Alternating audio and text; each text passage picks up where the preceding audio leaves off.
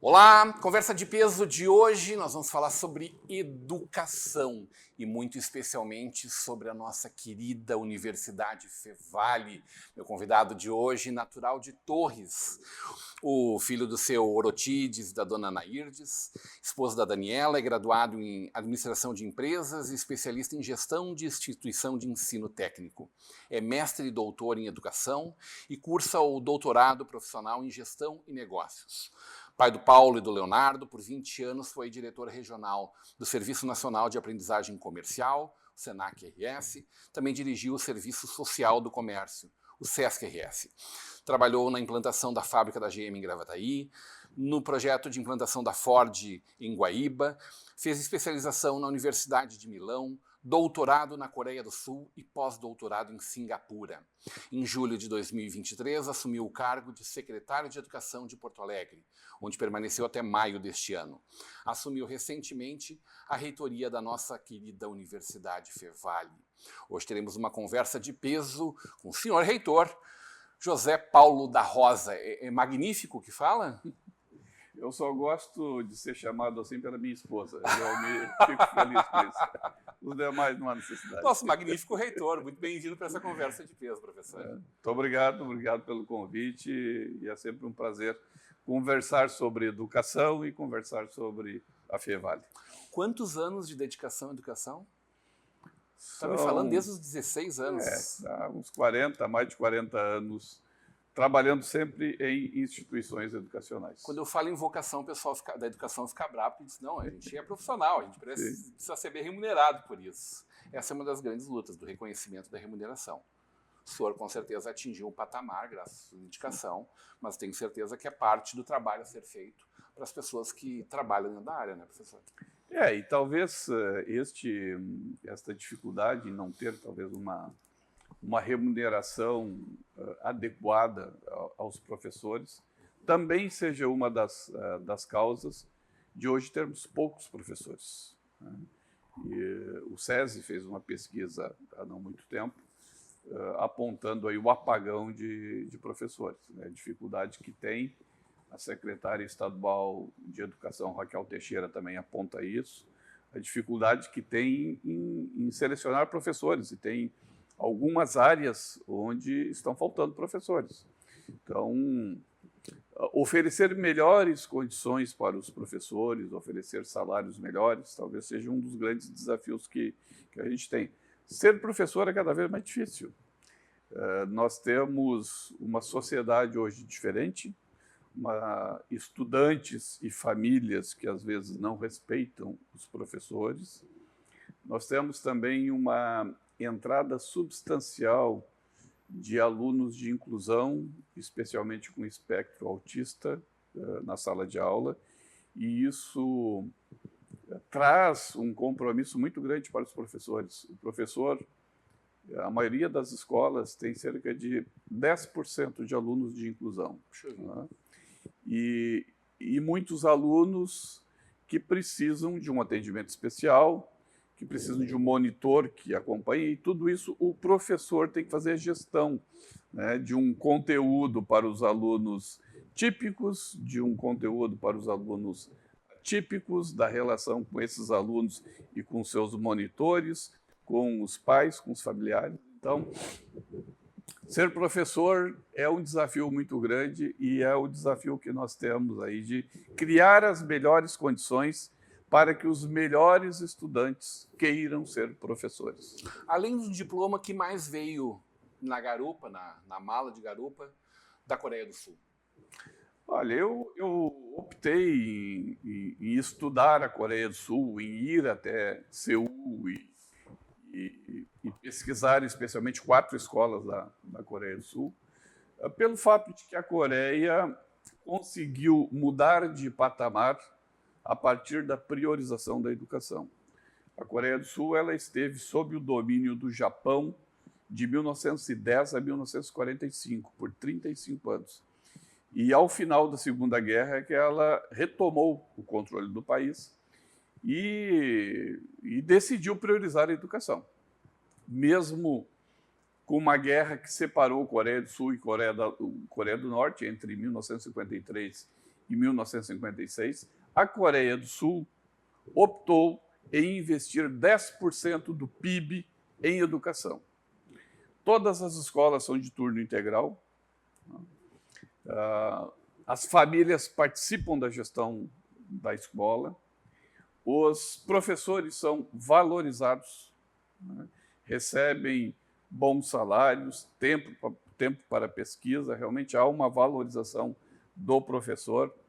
E neste cenário, a Coreia do Sul, que tinha indicadores assim, de qualidade financeiros inferiores ao Brasil lá na década de 1950, hoje é um exemplo para o mundo, né? Carros, né? Carros da Hyundai que não existiam hoje circulam por aqui. Televisores Samsung, LG, que nós não conhecíamos, hoje são aqueles que muitos estão nos assistindo aqui, né? São todos coreanos. E empresas de alta tecnologia surgiram por ter uma população com um índice educacional mais elevado. Então, a Coreia do Sul hoje tem tempo de velocidade de internet, tem um PIB per capita, tem tecnologia, inovação, graças a esta priorização da educação. E foi isso que eu fui observar lá e que consegui constatar in loco esta mudança do país a partir da priorização da educação. Nós, o Beira-Rio, estádio Beira-Rio, estádio do Internacional, né, tem um setor, tinha um setor antes da reforma, né, chamado Coreia. Depreciativo? Depreciativo, porque era um setor popular. As pessoas ficavam de pé, né, naquele ambiente. Abaixo do nível do gramado. Abaixo do... Era chamada Coreia. Uma das vilas mais conhecidas de Novo Hamburgo era a Vila Coreia, que na nossa primavera. Era a imagem que se tinha porque era em décadas anteriores. População paupérrima, um estado paupérrimo. Exatamente. E eles mudaram a partir da priorização da educação.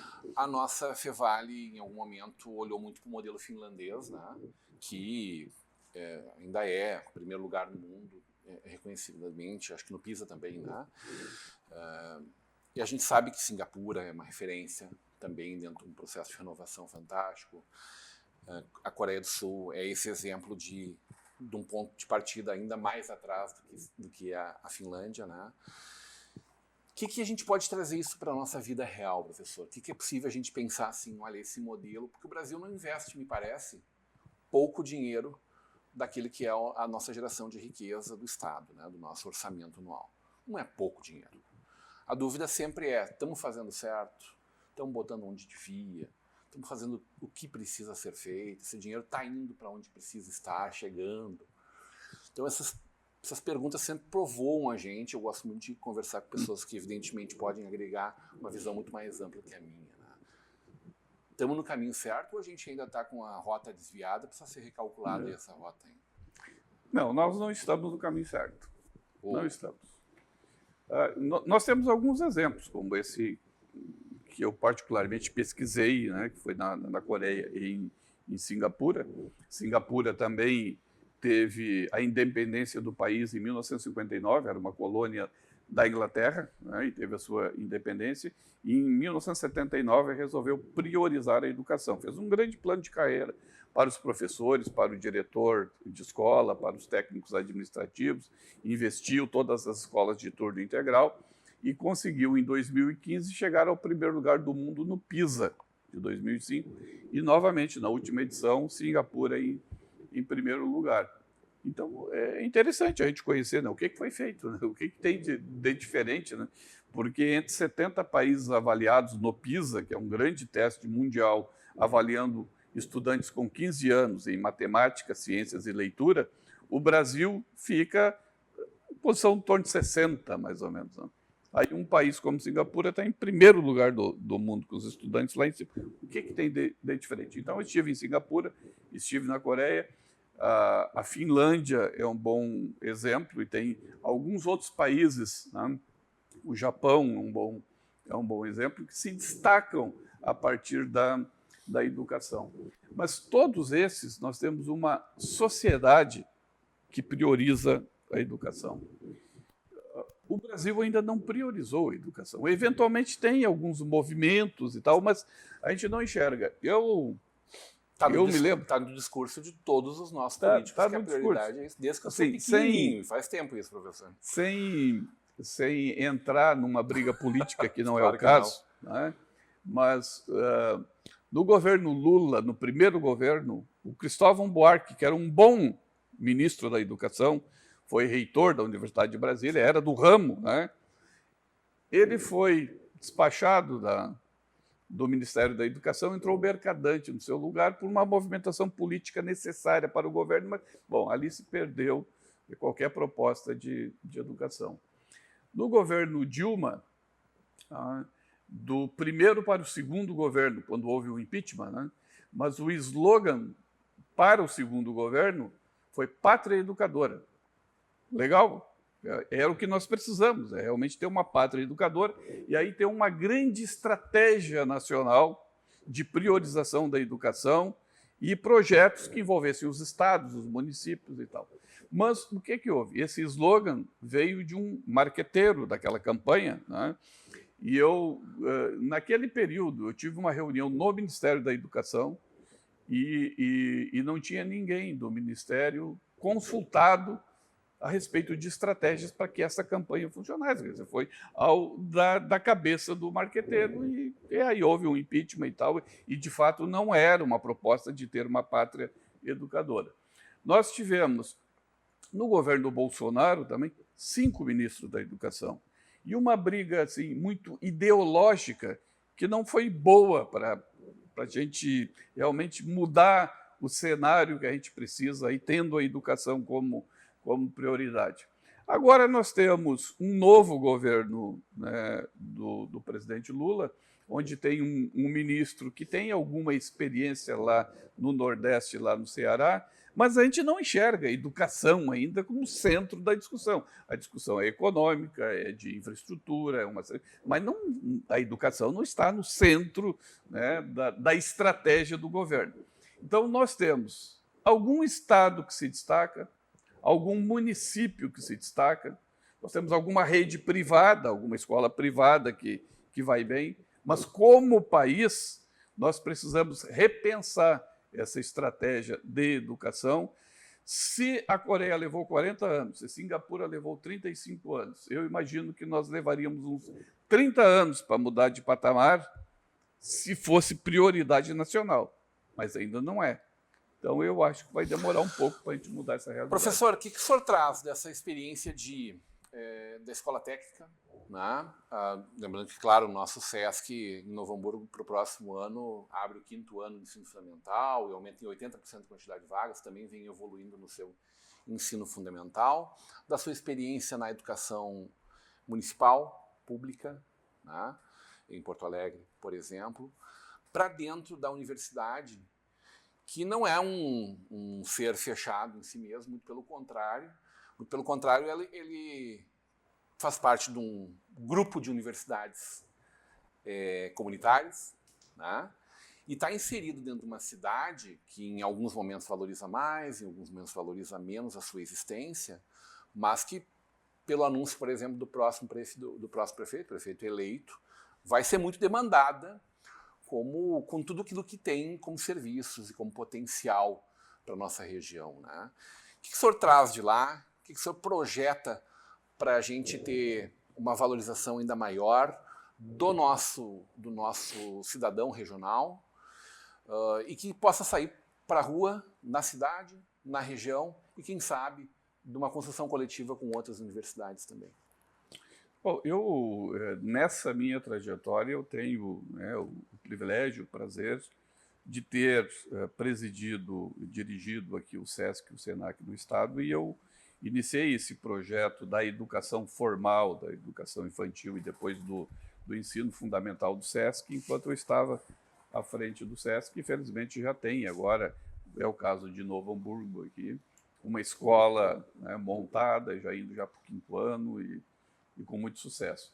Também implantamos no SENAC o ensino médio, e tem um histórico no SENAC lá da educação profissional, mas eu entendo que a melhor alternativa para o jovem é fazer um ensino médio com um curso técnico, né? E nós implementamos isso lá no SENAC. Implementamos também a educação superior, e depois de ter tido 4 faculdades, evoluiu agora para um centro universitário do SENAC em Porto Alegre, que faz um excelente trabalho também na educação superior. Trabalhei na educação básica no município de Porto Alegre, com educação infantil, ensino fundamental, um pouco de ensino médio. Então, essa experiência, obviamente, eu trago para a educação superior da FEVALE, mas também nós temos uma escola de aplicação, que tem educação infantil, ensino fundamental, ensino médio com técnico, e vamos qualificar cada vez mais essa escola de aplicação da FEVALE, mas especialmente na educação superior, trabalhar na formação de formadores, né? Se tem essa formação de formadores. Formação de formadores, dos nossos professores, dos profissionais que vão trabalhar na educação de Novo Hamburgo e da região. Se nós temos este desafio de enfrentar um apagão de professores, a educação superior ela precisa formar esses profissionais e criar as condições para que a educação pública, especialmente, conte com bons professores para suprir essa demanda que nós já temos hoje. Então, esta experiência eu pretendo levar também para a Universidade FEVALE, e nós podermos ter parceria com a Secretaria de Educação aqui de Novo Hamburgo, com as secretarias de educação dos demais municípios, e alavancar esta formação de professores em áreas que hoje é difícil de ter profissionais interessados. Então, a gente tem um grande desafio pela frente, que eu acredito que a universidade pode contribuir para minimizar os problemas que nós temos na educação básica, que é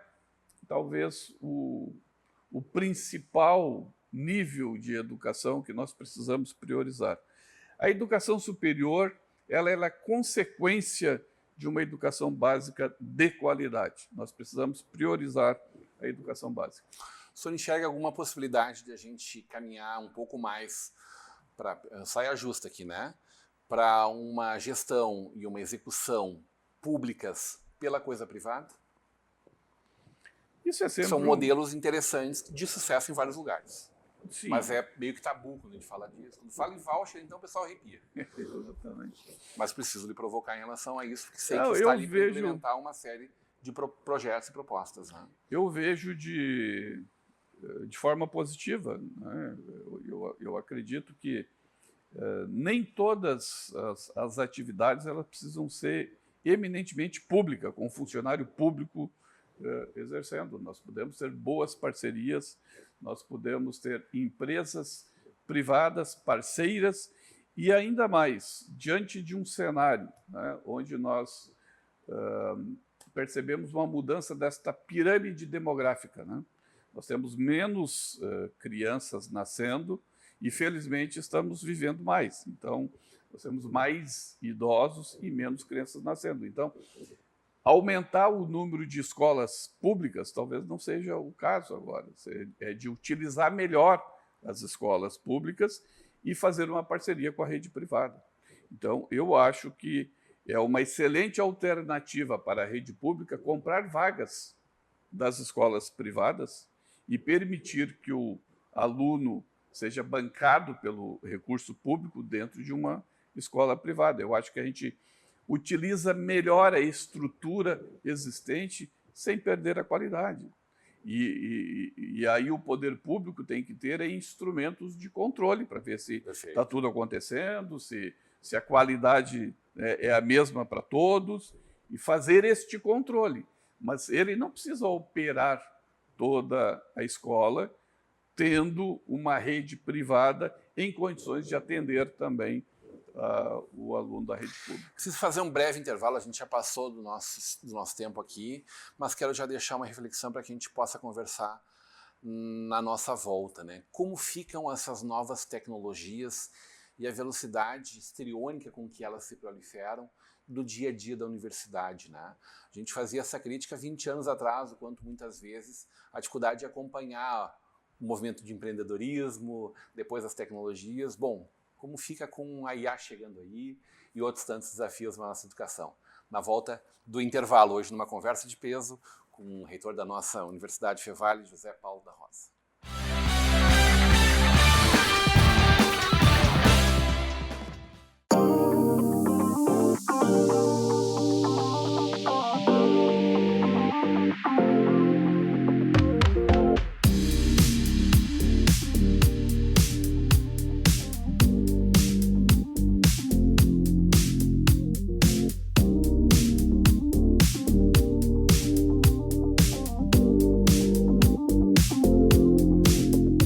Ser feliz é agora. Viajar pelo mundo é o que eu mais queria. Na terra, na água, no ar, eu vou de Sesc com meu bem. Fazer check-in na alegria. Com Sesc o destino é ser feliz. Acesse o site e compre no Sesc mais próximo. Ser feliz. Quando o assunto é investimento, quem não se sente meio perdido?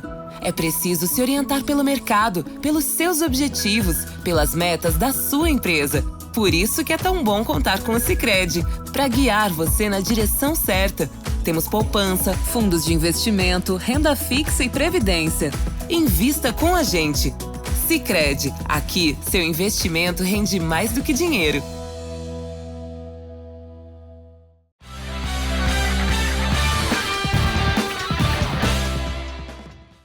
De volta para uma conversa de peso, hoje recebendo o reitor da nossa Universidade Fevale, José Paulo da Rosa, no oferecimento de Sicredi. Juntos construímos comunidades melhores. Aliás, Sicredi que está lá dentro da nossa Universidade Fevale, né? Uma bela agência também.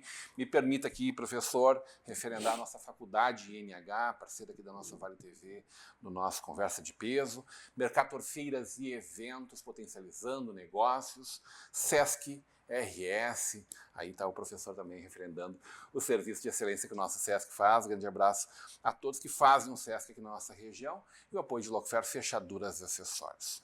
Professor, me provocava antes da gente ir para o intervalo, professor, nosso magnífico reitor, evidentemente, do que a gente pode pensar para os próximos passos em torno dessa avalanche de novas tecnologias, de novas possibilidades para o mundo, na formação desses jovens. Sentimento que a gente tem, e acho que muitos deles acabam optando por caminhos que teoricamente são mais simples, mais fáceis, atalhos, em troca de uma qualificação mais profunda, em troca do que a pesquisa possa nos trazer como potencial de crescimento e de evolução do conhecimento, né? De respostas para tudo que a gente precisa ainda para as nossas mazelas. Como se coloca, né, uma reitoria diante desses desafios?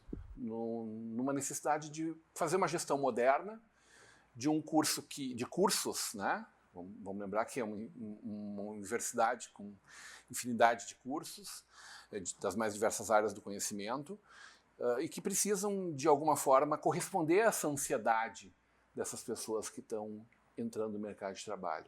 Curioso a gente pensar que algumas faculdades hoje recebem muito mais pessoas com 50 anos ou mais, que vêm para realizar sonhos, muitas vezes, ou, quem sabe, até para ocupar espaço no mercado de trabalho, sim.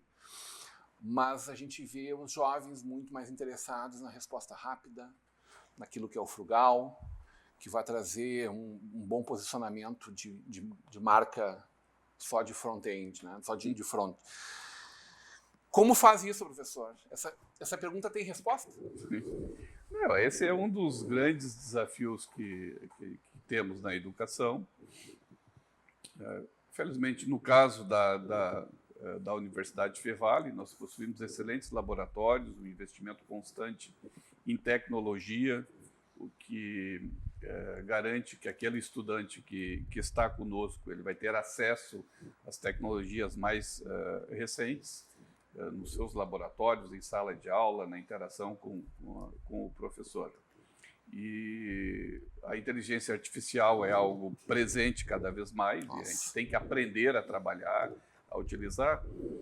Todavia, eu sempre reforço que a tecnologia é uma ferramenta, né, que a gente tem que aprender a utilizar para chegar, né, na competência necessária.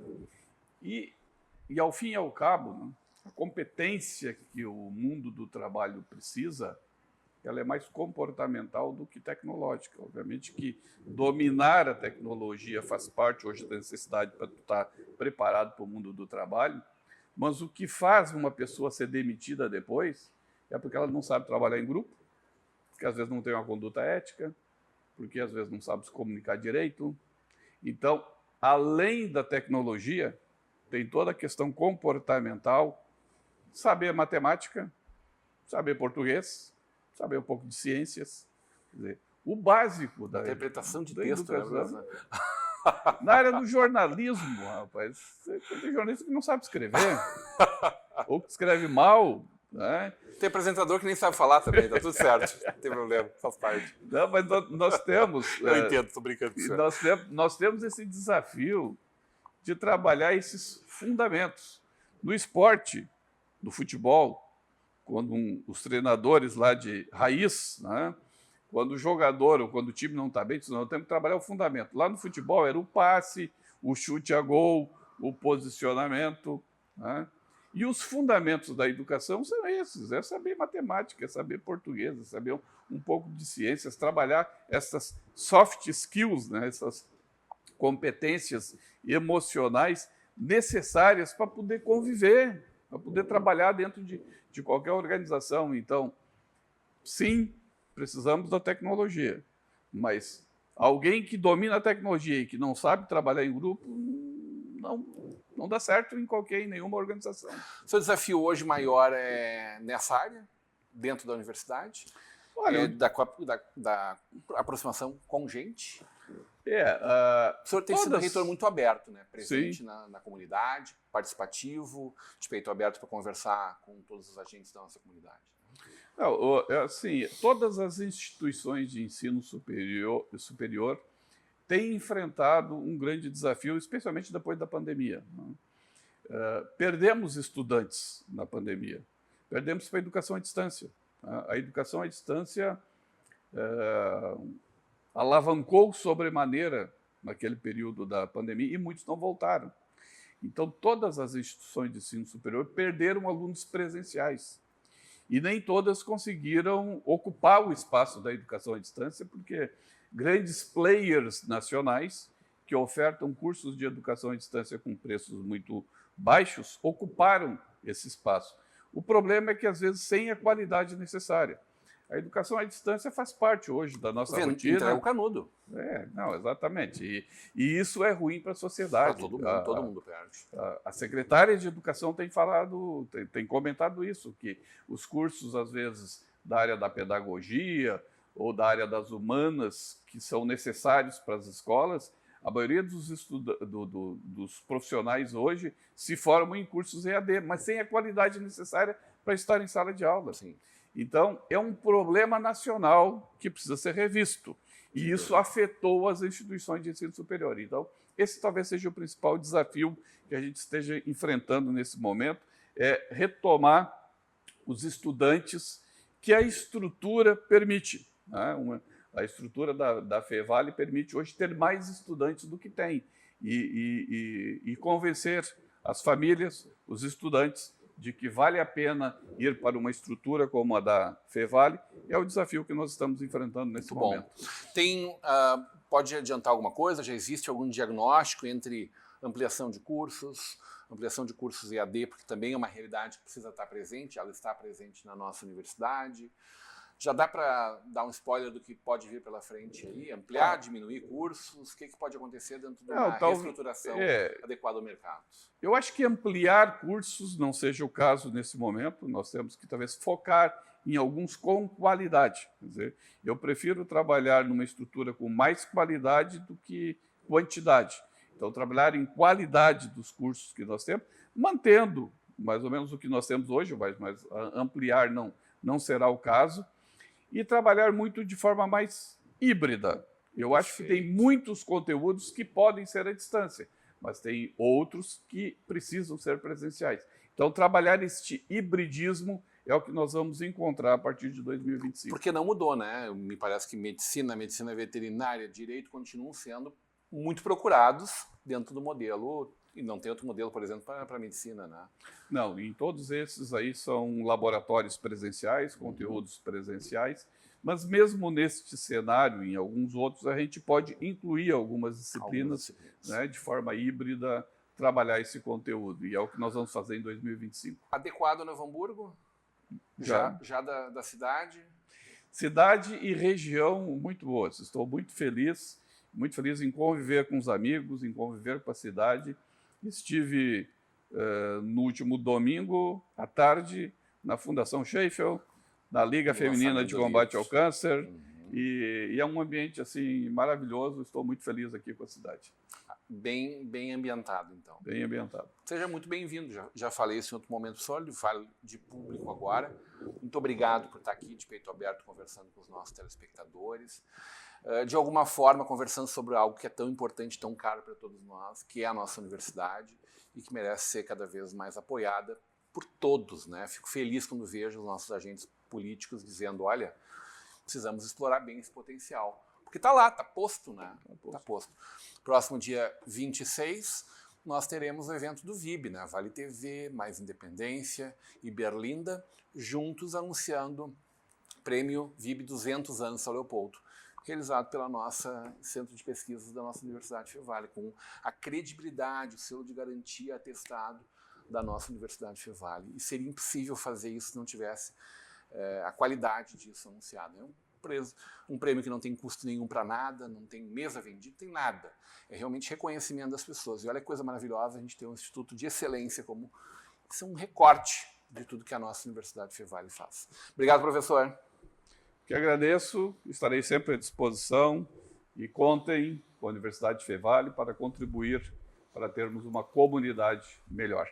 Muito bem, hoje com o nosso reitor da nossa Universidade Fevale, José Paulo da Rosa, no oferecimento do Sicredi, Faculdade INH, Mercator Feiras e Eventos, Sesc, RS, Locofer Fechaduras e Acessórios. Continue com a programação da nossa Vale TV, da nossa rede comunidade de televisão.